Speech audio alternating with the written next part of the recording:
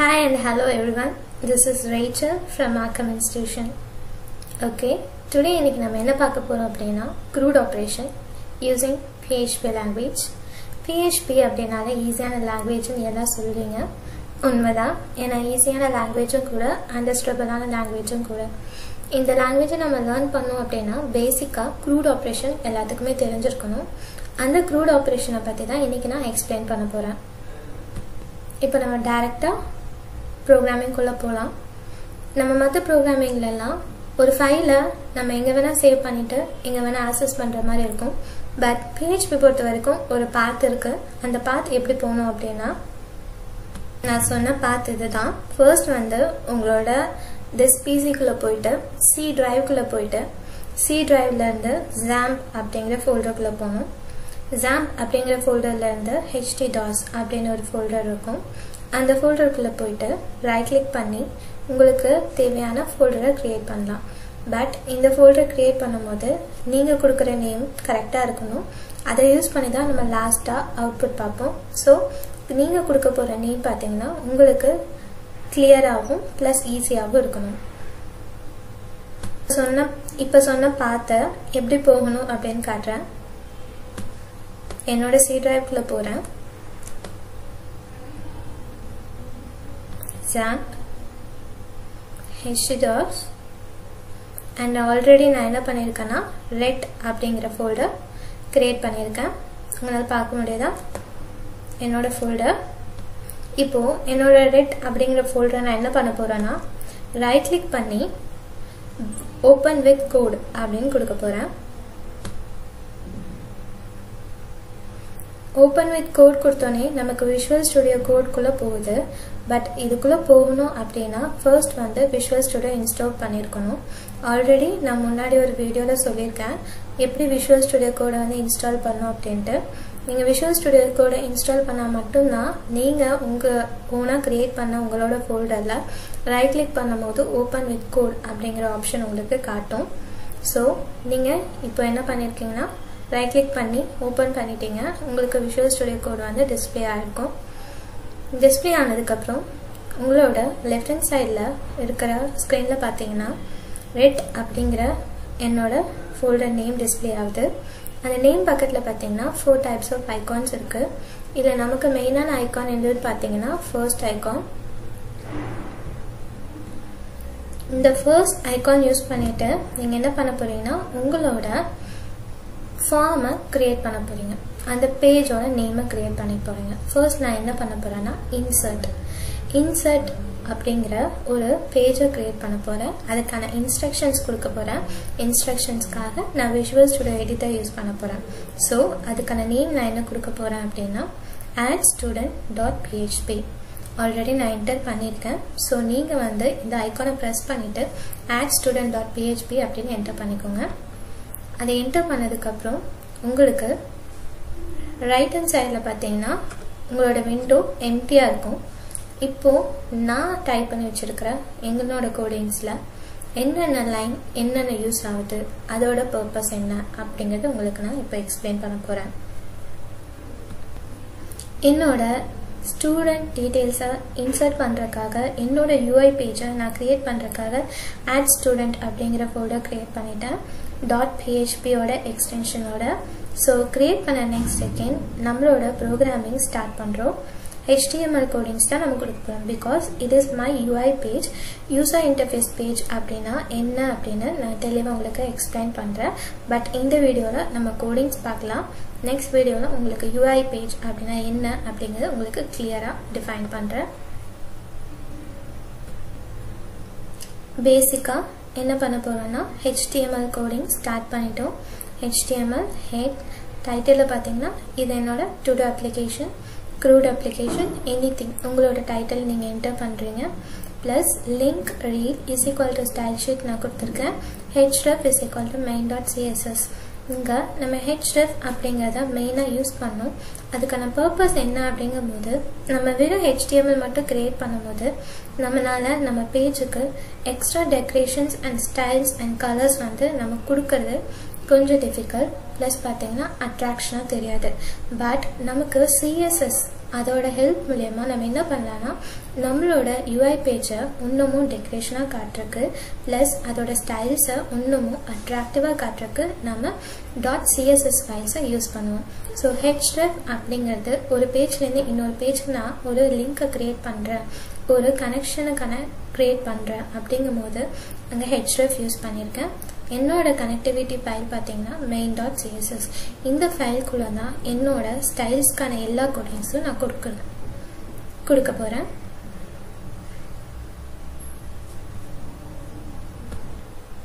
இன்சர்ட்டுக்கான codings எல்லாம் இங்கே நான் கொடுத்துருக்கேன்.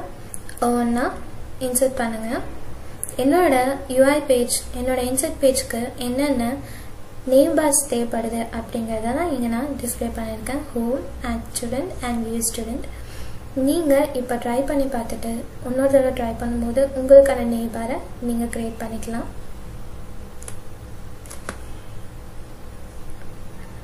ஸ்டூடெண்ட் நேம் கிரியேட் பண்ணியிருக்கேன். Section, email, gender, subject and image. இது எல்லாமே ஒரு ஸ்டூடெண்ட்டுக்கு தேவையான டீட்டெயில்ஸ். இது எல்லாமே என்னோட UI பேஜில் எனக்கு ஃபீல்டாக க்ரியேட் ஆகும். இந்த ஒவ்வொரு டீட்டெயில்ஸையும் நான் என்டர் பண்ணுறதை வியூ பண்ணணும் அப்படின்னும் போது நான் என்னோட UI பேஜுக்கான கோடிங்ஸை நான் கொடுத்துருக்கேன். இப்போ நான் ஆல்ரெடி சொல்லிட்டேன், இது வந்து என்னோட HTML கோட். ஸோ எனக்கான ஸ்டைல்ஸை பார்த்தீங்கன்னா நான் CSSல கொடுக்க போகிறேன். என்னோட CSS ஃபைலில் நான் என்ன சேவ் பண்ணியிருக்கேன் அப்படின்னா main.css. hrefல நம்ம மென்ஷன் பண்ணியிருக்கோம் main.cssன்னு. ஸோ இந்த ரெண்டு பேஜுக்கும் உள்ள கனெக்டிவிட்டியை நம்ம main.cssக்குள்ள எனக்கான ஸ்டைல்ஸை நான் கொடுக்க போகிறேன். இந்த .bg அப்படின்னு கொடுத்துருக்கிறது எதை டிஃபைன் பண்ணுது அப்படின்னா என்னோட ஆட் ஸ்டூடெண்ட்டில் நான் என்னோட கிளாஸ் நேமாக பிஜியை டிக்ளேர் பண்ணியிருக்கேன். இங்கே பாருங்கள், என்னோட பாடியோட கிளாஸை நான் BG அப்படின்னு டிஃபைன் பண்ணியிருக்கேன். ஸோ இந்த பிஜியை நான் கால் பண்ணுறேன் எங்கே அப்படின்னா main.cssல. என்னோட பேக்ரவுண்ட் எப்படி இருக்கும் அப்படிங்கிறத நீங்கள் கால் பண்ணி என்னோட பேக்ரவுண்டுக்கு நான் இமேஜ் செட் பண்ணியிருக்கேன். என் பேக்ரவுண்டோட ஹைட் 100%, என்னோட பேக்ரவுண்டோட பொசிஷன் சென்டர், என்னோட பேக்ரவுண்டோட ரிப்பீட் அண்ட் பேக்ரவுண்ட் சைஸ், இது எல்லாமே நான் எக்ஸ்பிளைன் பண்ணியிருக்கேன்.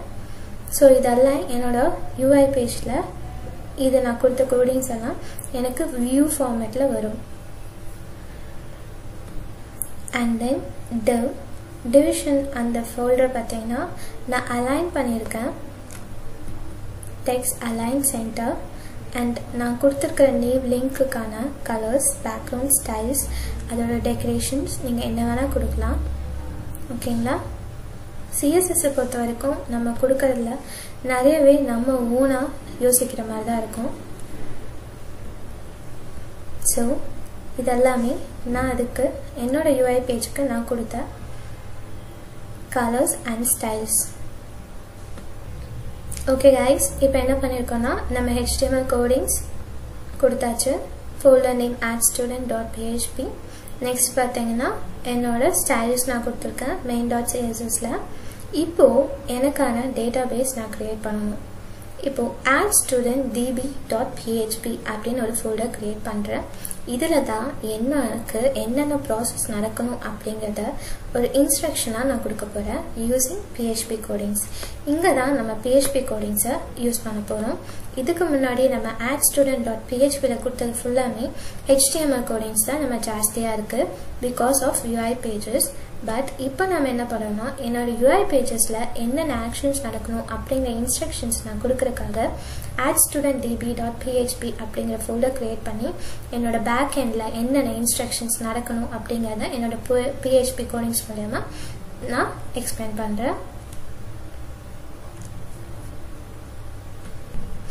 நான் UI பேஜில் டிஃபைன் பண்ண ஃபீல்டு எல்லாம் இங்கே நான் கால் பண்ணுறேன் using post method. Student name, section, email, gender, subject. என்னோட இமேஜை அப்லோட் பண்ணுறதுக்கான கோடிங்ஸ்.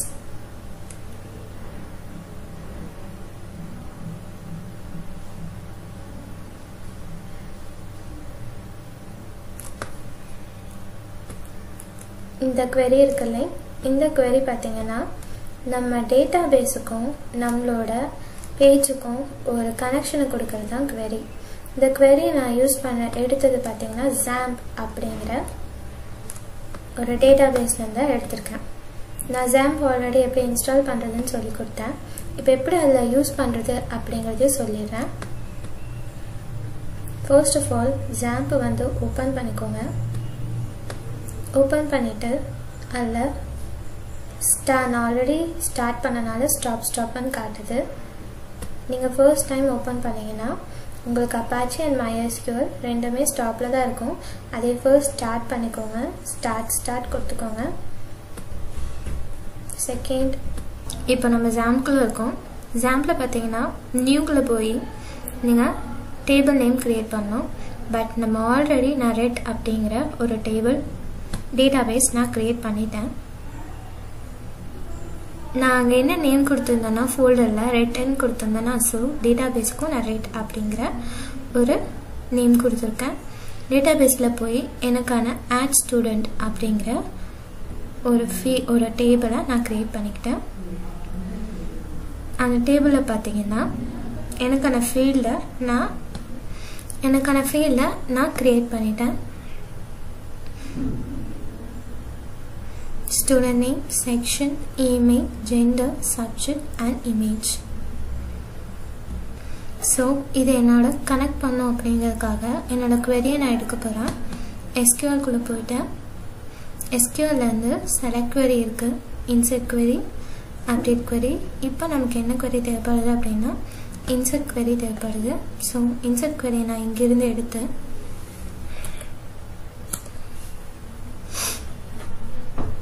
இங்கே அப்ளை பண்ணுறேன். இப்போ நம்ம டேட்டாபேஸ் கனெக்ட் பண்ணிட்டோம் யூஸிங் த query. நம்ம அங்கே எடுத்த query தான் இங்கே நான் பண்ணியிருக்கேன். Student name, section, email, gender, subject and target file. Okay, இப்போ நம்மக்கிட்ட 3 ஃபோல்டர் க்ரியேட் பண்ணோம். ஃபர்ஸ்ட் பார்த்தீங்கன்னா addstudent.php. இதில் பார்த்தீங்கன்னா நம்ம UI பேஜ்க்கான எல்லா கோடிங்ஸும் கொடுத்துருக்கோம். நெக்ஸ்ட் பார்த்தீங்கன்னா ஆட் ஸ்டூடெண்ட்டில் பார்த்தீங்கன்னா addstudentdb.php. இதில் பார்த்தீங்கன்னா நம்ம PHP இன்ஸ்ட்ரக்ஷன்ஸ் அண்ட் கோடிங்ஸ் கொடுத்துருக்கோம். நம்ம ஸ்டாட்டிக்கான பேஜோட டைனமிக்காக எப்படியெல்லாம் ஒர்க் பண்ணணும் அப்படிங்கிறதுக்காக இந்த கோடிங்ஸ் எல்லாம் நம்ம கொடுத்துருக்கோம். நெக்ஸ்ட் பார்த்தீங்கன்னா நம்ம டேட்டாபேஸோட கனெக்டிவிட்டிக்காக query எடுத்து நம்ம இங்கே வாங்கி அப்ளை பண்ணியிருக்கோம். இப்போது நம்ம டேட்டாபேஸ்க்கு ஒரு கனெக்டிவிட்டி பண்ணோம். ஸோ connect.php அப்படின்னு ஒரு ஃபோல்டர் க்ரியேட் பண்ணி அங்கே பார்த்தீங்கன்னா PHP கோடிங்ஸ் நான் கொடுத்துருக்கேன். அதில் டேட்டாபேஸில் MySQL connect, local host root and red அப்படிங்கிறது கொடுத்துருக்கேன். இங்கே பார்த்தீங்கன்னா ரெட் அப்படிங்கிறது எதை டிக்ளேர் பண்ணுது அப்படின்னா நான் டேட்டாபேஸில் ஒரு நேம் கொடுத்தேன் பார்த்தீங்களா, அந்த நேமை நான் இங்கே டிக்ளேர் பண்ணியிருக்கேன். So I'm calling the database. So இந்த கனெக்டிவிட்டி மூலயமா எனக்கு UI பேஜுக்கும் என்னோட டேட்டா DB அப்படின்னு ஒரு ஃபோல்டருக்கும் நான் ஒரு கனெக்ஷன் க்ரியேட் பண்ணிட்டேன். இப்போ இந்த கனெக்ஷனை நான் டேட்டாபேஸில் அப்ளை பண்ணுறதுக்காக மேலே include connect.php அப்படிங்கிற லைன் கொடுத்துருக்கேன். ஓகேங்களா, ஃபைனலாக நம்ம எல்லா கோடிங்ஸும் க்ரியேட் பண்ணிட்டோம். இதை நம்ம இப்போ ரன் பண்ணி பார்க்கலாம். ரன் எங்கே போய் பண்ணுவோம் அப்படின்னா நார்மலாக போய் பண்ண முடியாது. இதுக்கு ஒரு ப்ரொசீஜர் இருக்குது. குரோம் இல்லைன்னா ஏதாவது உங்களோட சர்வர், என்னோடது பார்த்தீங்கன்னா குரோம் வச்சுருக்கேன். ஸோ குரோமில் போய் லோக்கல் ஹோஸ்ட்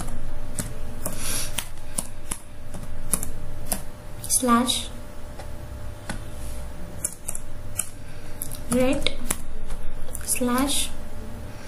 நம்மளோட folder name addsto.php.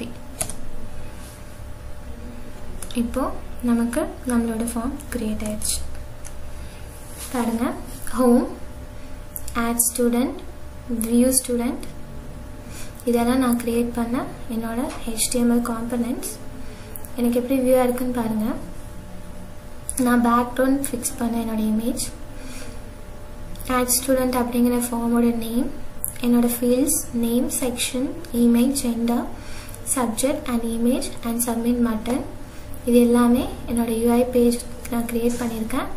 இதில் நான் வந்து ஸ்டாட்டிக்காக இல்லாமல் டைனமிக்காக க்ரியேட் பண்ணியிருக்கேன். இப்போ என்னால் என்டர் பண்ணி டேட்டாபேஸில் ஃபெச் பண்ண முடியும். So we come to the last section. இப்போது இன்சர்ட்டோட ஆப்ஷன்ஸ் எல்லாம் முடிஞ்சு நெக்ஸ்ட் நம்ம என்ன பார்க்க போறோம்னா வியூ. அந்த நெக்ஸ்ட் செக்ஷன்ல பார்க்கலாம். Okay guys, thank you. Subscribe now and press the bell icon. Never miss an update.